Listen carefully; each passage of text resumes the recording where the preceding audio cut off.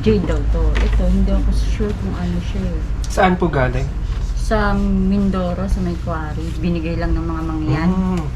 Most probably Mindoro Jade. May dalang backpack si ma'am, puro bato yung laman. Muntik na. Eh kung dito tumama yan, di ba? Several inches ahead. Para ko si Trump, no?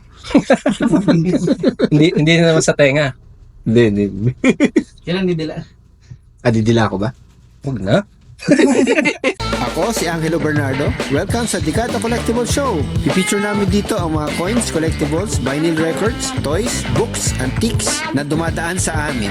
At mag-interview din kami ng mga collectors and dealers. Siyempre, hindi mawawala ang ating mga picks at mga pasyal na may kinalaman sa collectibles. Tara, kwentuhan tayo. Okay, good morning po, ma'am. Good morning po. Ano pangalan nila? Maria Lourdes Alora po. Tagasan si Maria Lourdes Aurora. Alora. Alora. Okay. Sa ano po, sa Kainta. Kainta. Okay. Parang ano daw masarap daw yung fried chicken dun Sa ano, Kentucky Fried Chicken. Kainta. Ano dala niyo, ma'am? Mga ano po, bato po na ano, precious stone. Kung tawagin nila. Precious stone. Sige. Opo. Okay, dalawang bato to. Opo. Sige. So, ano tong isa to, ma'am? Ang pagkakaano ko po, ang sabi nila, jade stone daw yan. Jade stone. Okay. Ito po, hindi ako sure kung ano tong ano na to eh. Kaya hindi, tinanong, isiningit ko na lang siya. Isinama ko baka kung ano siya. Pero kasama siya dun sa collection namin. May mga kumikinang-kinang Saan nyo naman nakakuha to, ma'am? O saan nakuha ng asawa nyo? Sa may quarry po yan nung kuya ko. Tapos ibinigay Quarry? sa kanya. Oo. Nung tauhan niya namang yan. Kasi Okay. sa Mindoro po kami. Mindoro. Kung quarry po, hindi kaya marami to. Actually, Sabi, maraming tipak ito. Galing sa tipak ko. marami naman po siya. Kaso iyan lang yung naiuwi ni kuya sa akin. Yan lang yung naiuwi. Oo. Okay. Okay. Sabi niya sa akin, ingatan ko kasi kailangan mapapakinabangan ko daw siya. Hindi ko naman alam kung bakit. Tapos nung i-search ko nga yung mga bato, yun nga, nalaman ko na may mga ganyang bato pala. So, sabi ng kuya mo, makapapakinabangan mo. In case doon Okay. nakailanganin kong nasa mahigpit na pangangailangan ako. Okay. Maano ko daw siya. Maganda. Ito maganda. Ito, hindi ko alam kung anong relevance nito. Ano ba to? Ano ba to? May nagsasabi sa akin, ano yun? Black tourmaline o it's either Black tourmaline. Mm-mm. Okay. Matikas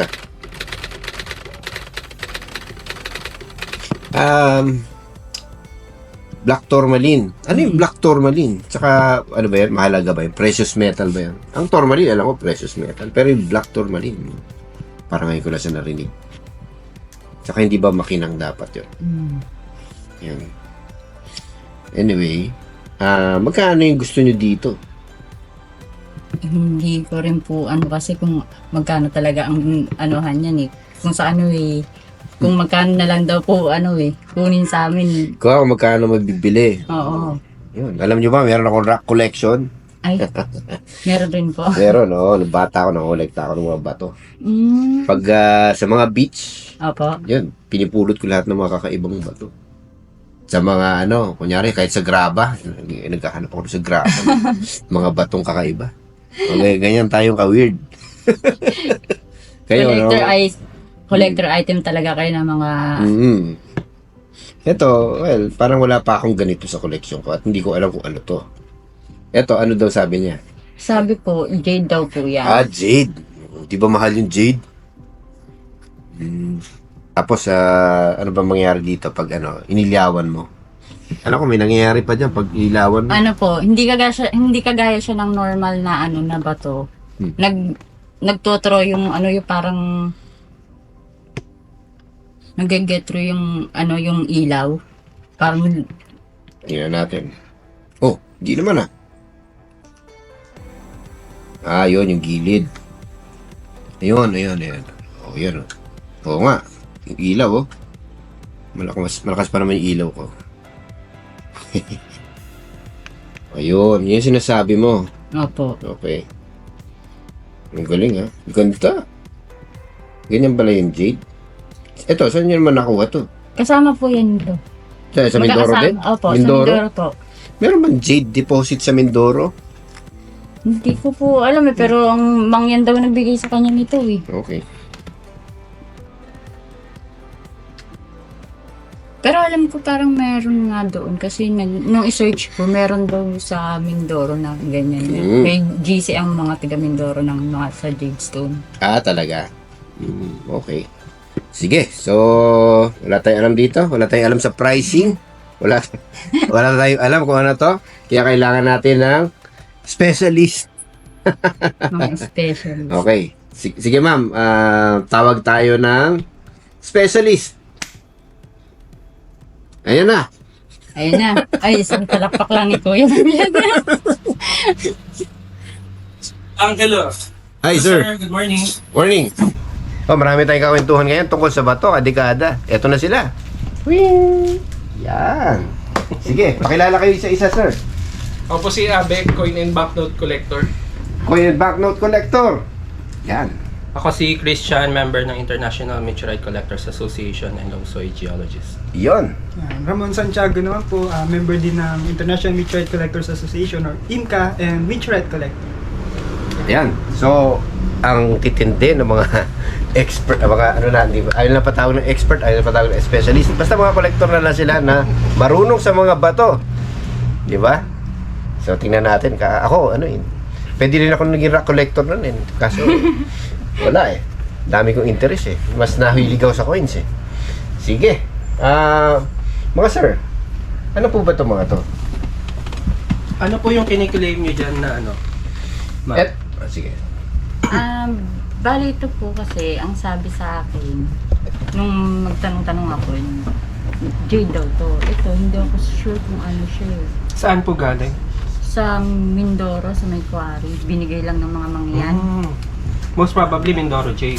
Kung jade talaga to, dapat pag inano mo, hindi Hindi may ma-scratch. scratch kasi ang bakal, ang hardness test 5. Ayan yung mga ano, ganito yung ginagawa yung mga sa mga Mindoro Jade. Ayan.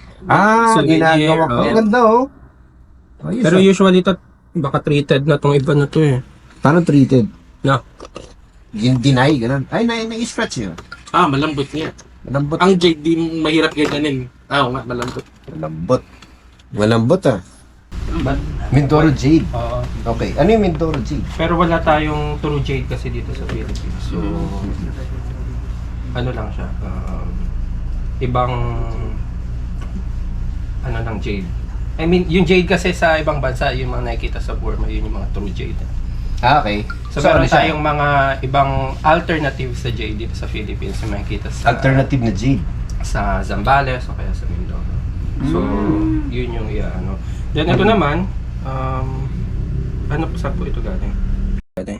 Magkakasama po sila nung ibigay ng mga mangyan sa kuya ko eh. Sa mga yan. Oo.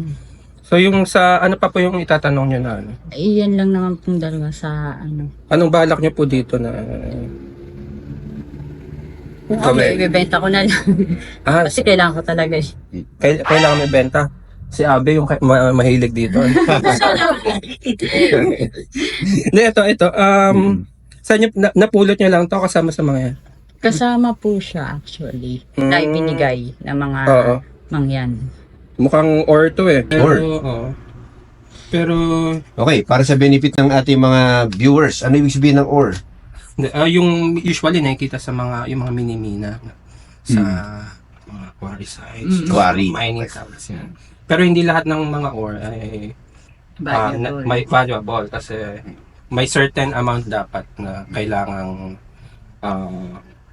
ibenta o kaya i-trade para masabing economically viable siya. Pero kung mga maliliit lang naman or ano, kailangan pa usually may mga extraction pang ginagawa siya. So anong mga ano ba yan? Sabi niya black tourmaline o ano? tourmaline? I don't think this is tourmaline. Pero kasi iba yung ano niya eh. Ano ba ito? Gusto mong panilip? May isa pa. Ano pa? Ayan, meron kasama yan na ano. Puro, may dalang backpack si ma'am, puro bato yung laman. Ay, dam. Ganyan din po yan, magkakasama yan. Yung basalt na to. Eh, parang, Ay, may ano eh. merong Medyo weathered kasi yung labas. So, Oo. parang yun yung nasa, At nasa saka, tuktok. mm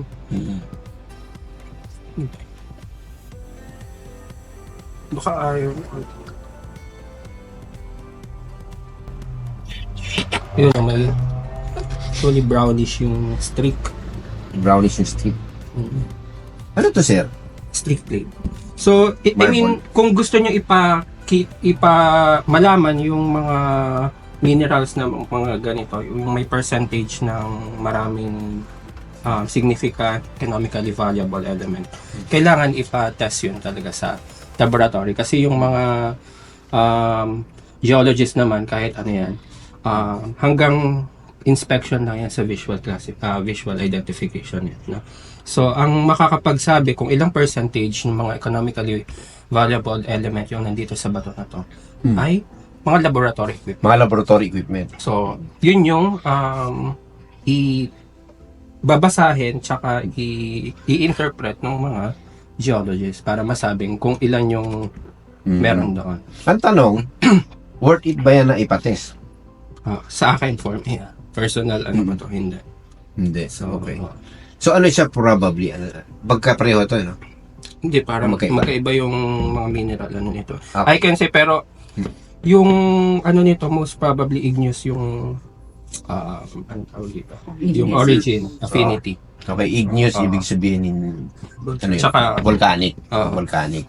volcanic. Okay. So, Sige. may iba pa ko iba. Hindi, ito po yung mga kasama niya eh. So, pare-pareho na yan. Pare-pareho na yan. Okay. Sige. Ano? So, ganito. Kung ito walang value, pass na ako dito. Okay. Okay. So, ito, kung hindi to black tourmaline, Most probably hindi. meron ba akong, anong klaseng precious stone ba to? Hindi. Hindi. Hindi. Okay. Sige, pass na muna yan. Ito, jadeite. Magkano value ng jadeite? Abe, di ba nakakaas? Ano siya eh, hindi siya jade per se. Ay, jade pala. Oo, Mindoro jade. Mindoro jade. Magkano value ng Mindoro jade? So, ang value kasi niyan pag yung carved na. So, yung finished product na. Minsan bowl, na mga kopita, ashtray, ginagawa nila. Pag ganyan kasi medyo common pa sila, lalo't maliit. Tapos usually, yung mga pieces na yung malalaking tipak. So, yun yung pwede mong i-carve pa. Pag ganyan, parang lalabas, souvenir. Souvenir. O parang tabletop na display item, ganyan. Hindi siya yung significant na isang bloke. Okay. So, hindi to jade, definitely. Definitely siya jade. Mindoro jade. O Mindoro jade. Iba sila ng chemical composition ng totoong jade.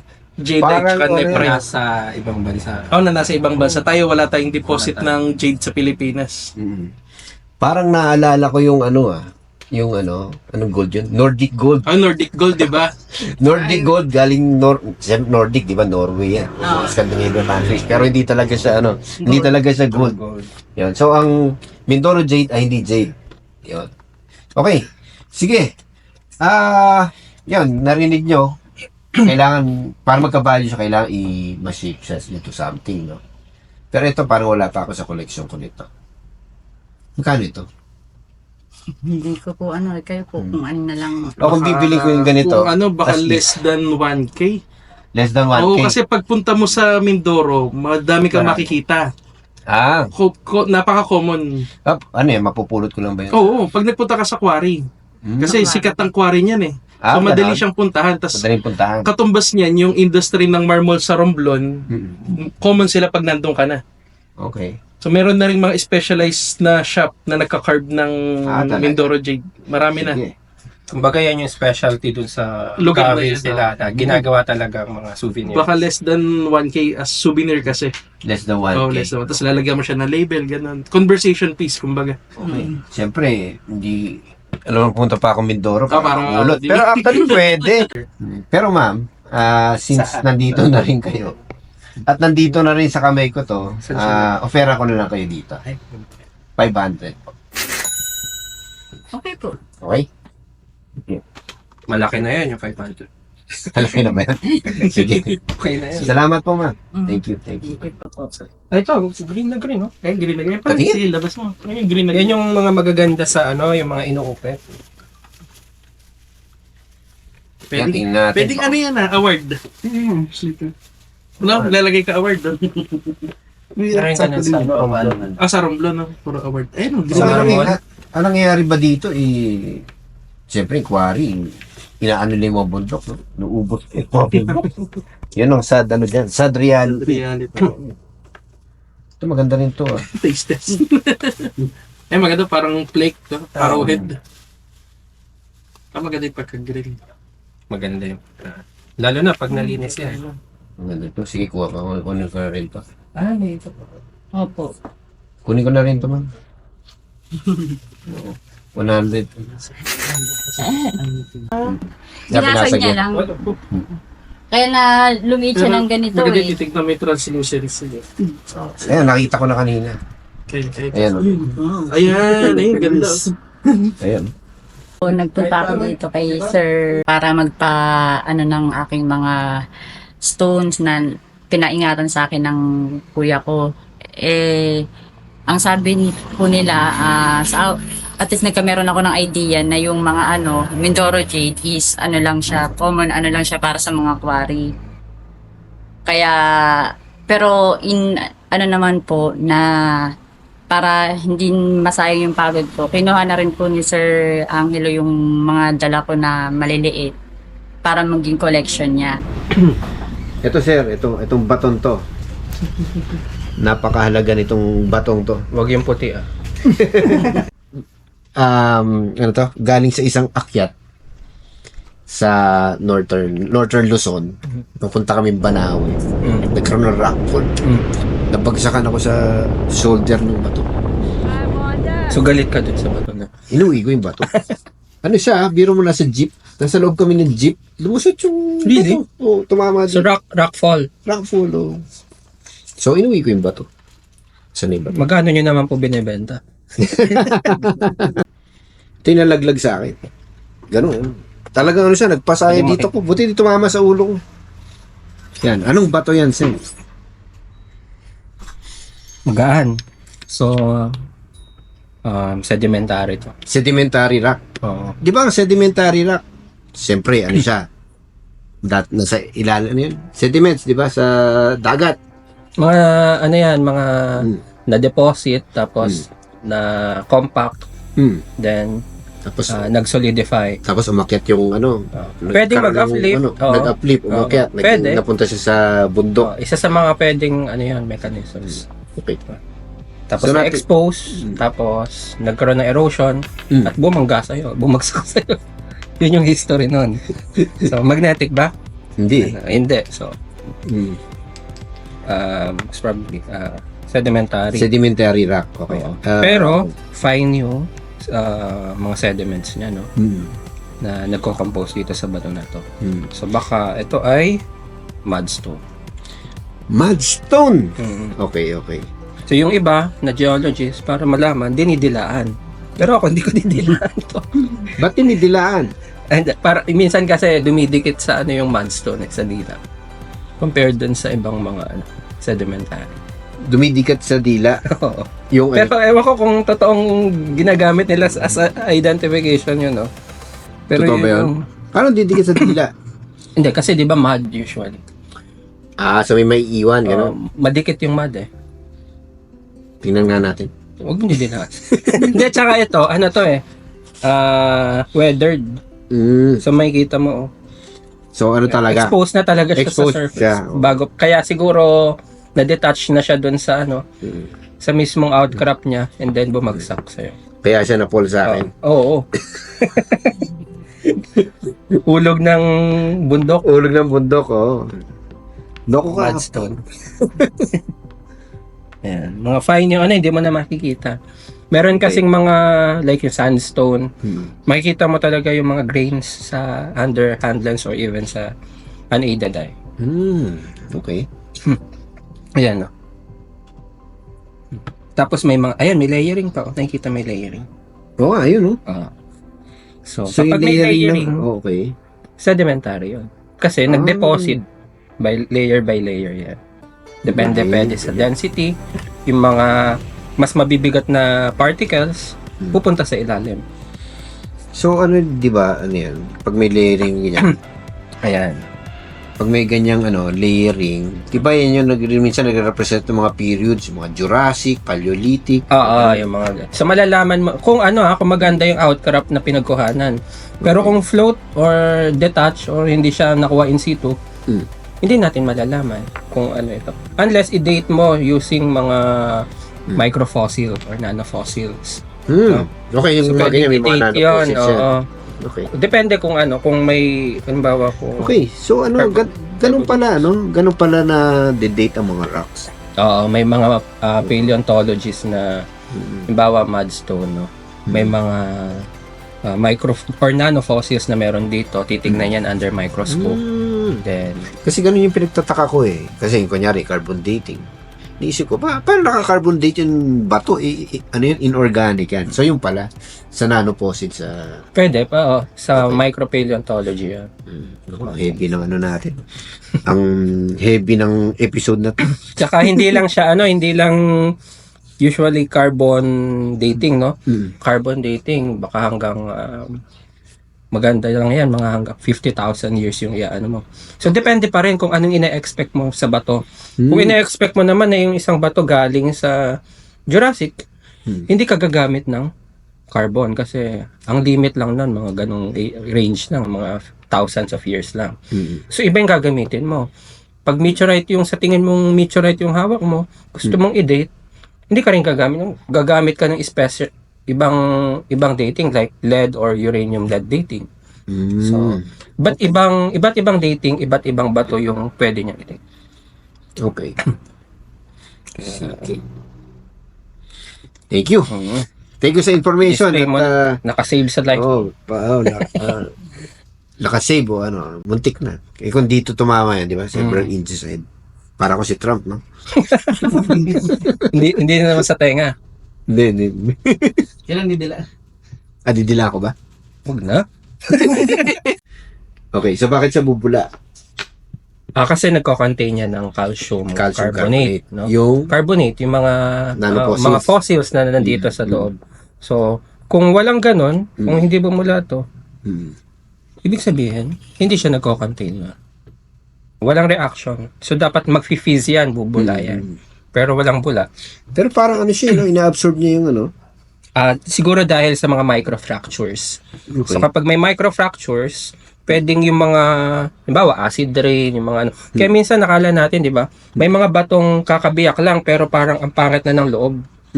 So, katulad nito, yung mga, ayan, no? Kunya, parang kakabiyak mo lang dun sa outcrop, pero pangit na yung loob. Ibig sabihin nun, Baka makakumi acid, hindi okay lang. Kasi diluted naman to. 10% lang yan. So, ibig sabihin, pumapasok na yung mga groundwater or meteoric water doon sa loob at nagre-react na yung water na yon doon sa mismong rock surface. Kaya nawe-weather. Pag may ganyang layering, di ba yan yung minsan nagre-represent ng mga periods, yung mga Jurassic, Paleolithic. Yung mga. So malalaman mo kung kung maganda yung outcrop na pinagkuhanan.